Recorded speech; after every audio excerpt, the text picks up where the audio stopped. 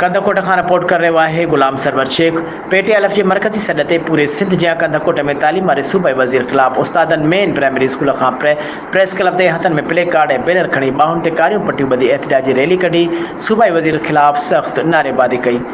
उन मौके ते PTLF के सिलई सदर Mumtaz Ali चाचड़, general secretary Anwar Ali अरबाणी, Sadruddin मरहेटियो, division लाड़कानी के अब्दुल कादिर आरबाणी, सिटी सदर मुनीर अहमद शाह, लखमीर जखरानी, अलहनो बलकानी, मीर हसन भयो, शबीर खोसो ऐं ॿियनि रैली के ख़िताब कंदे चयो त सरदार शाह उस्तादन के पंहिंजा हक़ ऐं स्कूलनि अंदरि बुनियादी सहूलतुनि जे खोट समेत दर्सी किताबनि जी घुर्ज पूरी करण बजाए सिंध के सीनियर उस्तादनि खां लिखत में टेस्ट की ॻाल्हि करे उस्तादनि में बेचैनी पैदा कई आहे। हुननि चयो त तालीम के वज़ीर करप्शन जा सभु रिकॉर्ड टोड़े छॾिया आहिनि। हू कयल करप्शन के लिकाइण ख़ातिर अहिड़ो बयान जारी करे सिंध के उस्तादनि जी दिल आज़ारी कई आहे। असीं वज़ीर आला सिंध समेत PPA जी आला क़यादत की अपील कयूं था त हू बिना देर जे तालीम के वज़ीर के हटाए उस्तादनि में फैलियल बेचैनी ख़त्म कनि। ॿी सूरत में एहतजाज जो दायरे जो सिलसिलो वधायो वेंदो।